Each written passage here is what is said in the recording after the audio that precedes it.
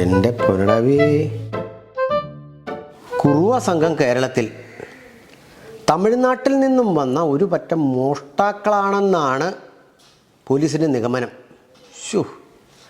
CCTVയിൽ ഇവരെ കാണാൻ പറ്റില്ല. എന്താവോ? മുഖം മറച്ചാണ് ഇവർ മോഷണത്തിനിറങ്ങുന്നത്.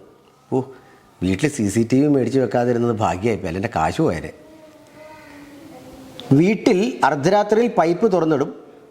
വെള്ളം ചാടുന്ന ഒച്ച കേട്ട് ഗൃഹനാഥനോ ഗൃഹനാഥയോ പൈപ്പ് പൂട്ടാൻ ചെല്ലുമ്പോൾ മിഡുല ഉബ്ളം കട്ട നോക്കി കമ്പിപ്പാരൊക്കെ അടിക്കുന്നു. അയ്യോ, എന്തൊക്കെ നമ്മുടെ നാട്ടിൽ നടക്കണേ. എന്നാലും ഒരു കുടുംബത്തിൽ കയറി കാണിക്കാവുന്ന പണിയാണോ ഈ കുറുവാ സംഘം കാണിച്ചു കൂട്ടണേ?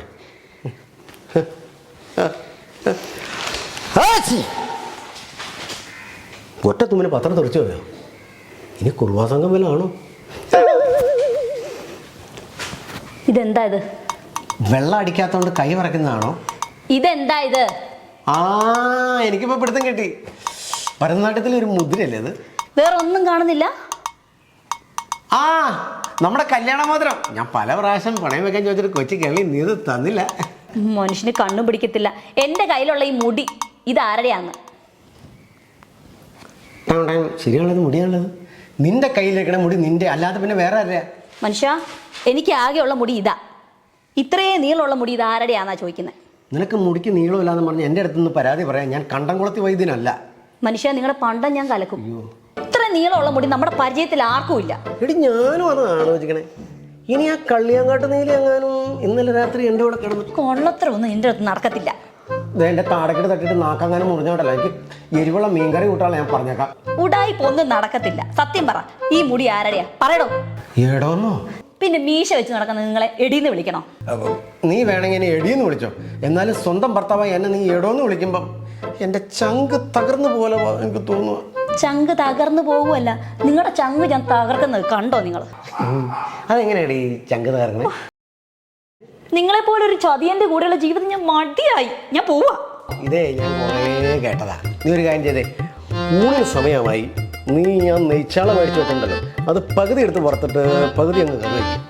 എന്തിനാ പകുതിയാക്കുന്നേ? മൊത്തം വറുത്തിട്ട് മൊത്തം കറി വെക്കാം. അത് നല്ലൊരു ഉന്നവനാണ്. മൊത്തം കറി വെച്ചിട്ട് മൊത്തം വറക്കാനോ?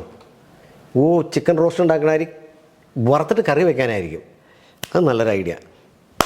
ഇന്ന് ഇച്ചിരി കഞ്ഞി ഞാൻ കുടിക്കും.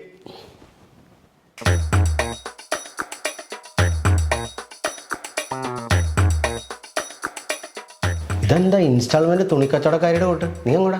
ദേ മനുഷ്യ, എന്റെ വായിലിരിക്കുന്നൊന്നും കേൾക്കരുത്. നമ്മുടെ 15 വർഷത്തെ ജീവിതത്തിന് ഇന്നിവിടെ തിരശ്ശീല വീഴുക. Dramatic play. ബ്ലാവ്. നിനക്ക് വണ്ടിക്കൂലിയല്ലോ വേണോ? അതെ, എന്റെ അച്ഛനെ ആ നാട്ടിലെ ജന്മി. തന്റെ പിച്ച പൈസ ഒന്നും എനിക്ക് വേണ്ട. ഞാൻ എന്റെ അച്ഛനോട് ചോദിച്ചോളാം. ഹലോ. അച്ഛാ, അതെ, 1000 രൂപ ഇങ്ങോട്ട് ഇട്ടേ ഗൂഗിൾ പേയില്. അത്യാവശ്യമായിരുന്നു.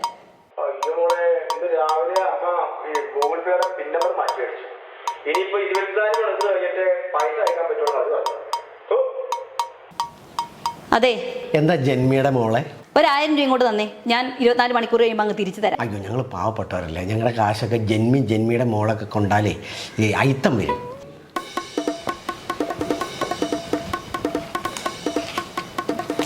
നിങ്ങളുടെ പൈസ എനിക്ക് വേണ്ട. എൻ്റെ കയ്യിലേ പോകാനുള്ള പൈസ എൻ്റെ കയ്യിലുണ്ട് കേട്ടോ. അതെ, എല്ലാ തവണയും പറയുന്ന പോലല്ല. ഞാനേ ഇപ്പൊ പോകുന്ന എൻ്റെ കൂട്ടുകാരി, അവള് വക്കീലിൻ്റെ അടുത്തോട്ടാ പോകുന്നത്. ഞാൻ അവിടെ ചെല്ലുന്നു, നിങ്ങൾക്കുള്ള ഡിവോഴ്സ് നോട്ടീസ് അയക്കുന്നു. അല്ല, നീ അങ്ങനത്തെ ഒരു അഡ്വക്കേറ്റ് കൂട്ടുകാരിയുടെ കാര്യം എനിക്കറിയാൻ പാടില്ലല്ലോ. നിങ്ങളെ ഞാൻ അറിയിച്ചു തരാം. എടി, ഞാൻ എന്തെങ്കിലും അറിയാതെ തെറ്റ് ചെയ്തു പോയിട്ടുണ്ടെന്ന് നിനക്ക് തോന്നിയാൽ പറഞ്ഞു തീർത്തപ്പോരെ? പറഞ്ഞു തീർക്കാൻ തന്നെ ഞാനിപ്പോ പോകുന്നത്. എടി, പോകരുത്. ഞാൻ നിന്റെ കാല് പിടിക്കാം. മനുഷ്യൻ, നിങ്ങളുടെ കൈ അങ്ങോട്ട് മാറ്റി. നിങ്ങളുടെ കൈ ഞാൻ കയറി ചവിട്ടി. ഞാൻ അയ്യോ, നീ പോവല്ലെന്ന. ഞാനേ അവളെന്ത് പോക്കാൻ പോയത്? ഈ പോക്കത്ര പന്തിയല്ലല്ലോ. വക്കീലിനെ കണ്ടിട്ടുള്ള അഹങ്കാരം അവൾക്ക്. തലയിലാണ് ഇരുട്ട് കയറിയിട്ടും പാടില്ല. എടാ സുമേഷേ, എടാ എത്രയും പെട്ടെന്ന് ഇങ്ങോട്ട് വരാവടാ. വൈകുന്നേരമോ? എടാ അത്യാവശ്യമാണ്. ഞാനേ ഒരു സാധനം എടുത്തു ഇവിടെ വച്ചേക്കുക. അടിക്കാൻ കമ്പനിയില്ലാത്തതുകൊണ്ടാണ് നിന്നെ വിളിച്ചേ. ഓക്കെ പെട്ടെന്ന് വാ. ചുമ്മാ ഇരുന്ന മനസ്സാ വെള്ളം അടിക്കാന്ന് മോഹം കൊടുത്തു. എന്തായാലും 2 അടിച്ചേക്കാം. അല്ല എന്നാലും അവൾ എന്നാ പോക്കാ പോയേ.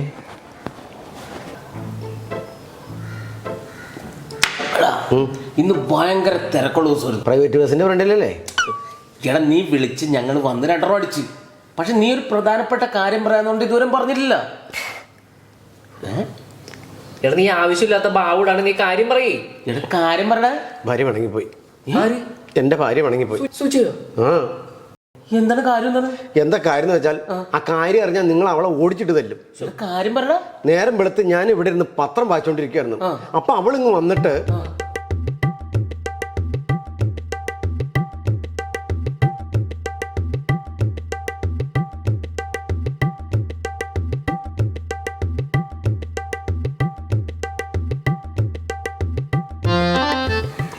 അങ്ങനെയാണ് കാര്യങ്ങളുടെ കിടപ്പ്. അങ്ങനെയാണ് ആ കാര്യങ്ങളുടെ കിടപ്പ്. എന്താവുമെന്ന് എനിക്കറിയില്ല.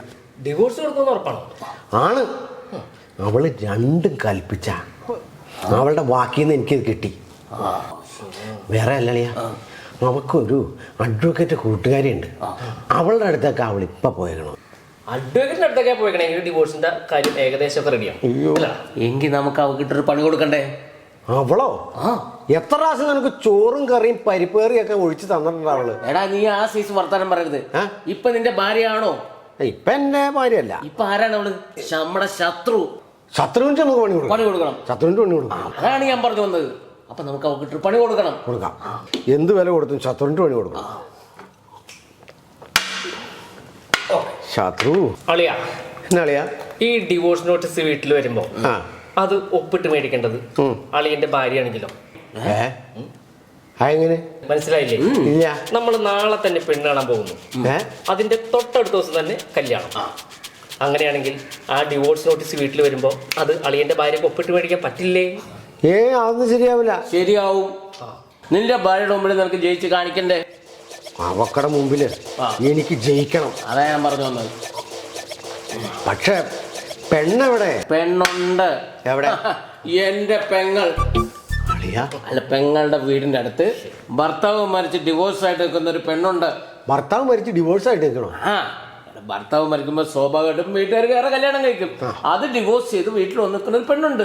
പേര് രേഷ്മ. രേഷ്മയോ? കൊള്ളാലേ. ഈ പെണ്ണിന്റെ അച്ഛനും ഞാനും ക്ലാസ്മേറ്റ് ആണ്. അച്ഛൻ വെള്ളം അടിക്കൂ? പിന്നെ എപ്പോ വിളിക്കാമല്ലോ.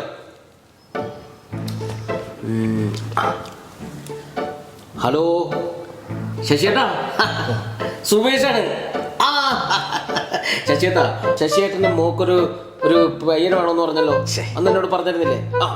നല്ലൊരു സൂപ്പർ പയ്യൻ എൻ്റെ കൺമുന്നിലുണ്ട്. എല്ലാം ഞാൻ പറഞ്ഞിട്ടുണ്ട്. എല്ലാം ഓക്കെയാണ്. നമ്മുടെ പയ്യനും ഡിവോഴ്സ് ആണെന്നേ. ഞങ്ങളപ്പം നാളെ അങ്ങോട്ട് വരും. ഒന്നും പറയണ്ട, നാളെ എല്ലാം റെഡിയായിട്ട് ഞങ്ങൾ അങ്ങോട്ട് എത്തിക്കും. ഓക്കെ? എങ്ങനെയുണ്ട് സംഭവം? അല്ല, നമ്മൾ പെണ്ണിനെ കണ്ടില്ലല്ലേ? എടാ, നമ്മൾ നാളെ തന്നെ പെണ്ണ് കാണാൻ പോകൂലേ? എടാ, എനിക്ക് വല്ലാത്തൊരു പേടി തോന്നുന്നുണ്ട്. എന്തിനാടാ പേടിക്കണത്? എടാ, നീ പേടിക്കണ്ട. എന്ത് കാര്യമാണെങ്കിൽ നമ്മള് കറക്റ്റായിട്ട് ഡീൽ ചെയ്തിരിക്കും. എന്തെങ്കിലും പറ്റിയാ നിങ്ങൾ കേൾക്കൂലോ? ഞങ്ങളെ കേൾക്കും. നീ ഒന്ന് നിന്നാ മതി, ബാക്കിക്കാരൻ ഞങ്ങളേറ്റ്. കുഴപ്പമില്ല.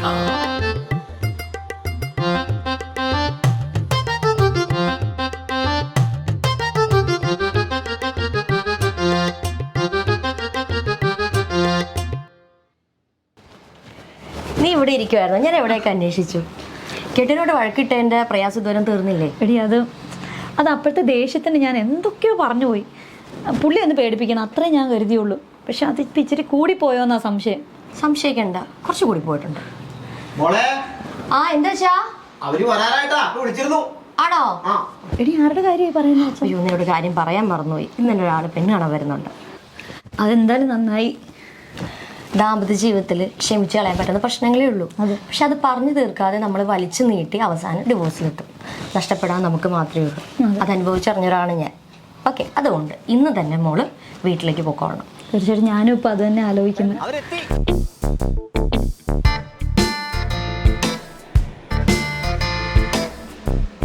എടി, നല്ല പരിചയമുള്ള കാറാണല്ലോ. ഞങ്ങളുടെ കാറാ ഇത്.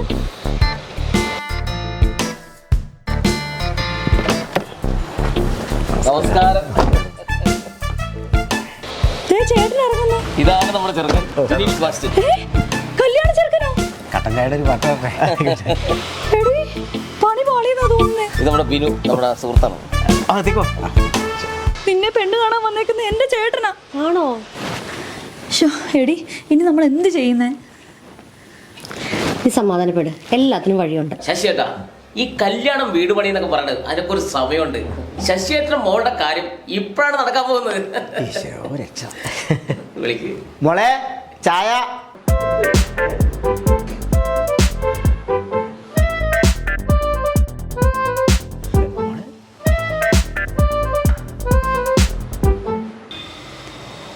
ചേട്ടാ ചായ. വേണ്ടായിരുന്നു.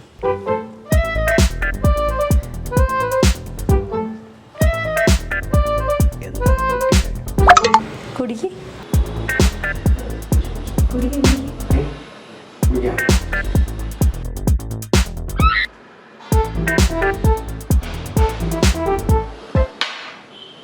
അല്ല എന്നാ പോവല്ലേ? പോവാം. അപ്പം പിന്നെ രാത്രിയിൽ യാത്രയില്ല. നിങ്ങളെല്ലാവരും ഒരു ദിവസം അങ്ങോട്ടിറങ്ങ്. ഞങ്ങൾക്ക് സന്തോഷമേ ഉള്ളൂ. അല്ല, അപ്പൊ ഇവിടുത്തെ കാര്യങ്ങളൊക്കെ ഇവിടെ എന്ത് പ്രശ്നമുണ്ടെങ്കിലും നിങ്ങൾ തീർത്തോളാന്നല്ലേ പറഞ്ഞേ. ഈ പ്രശ്നം നിങ്ങളങ്ങ് തീർത്തോ. വാടി.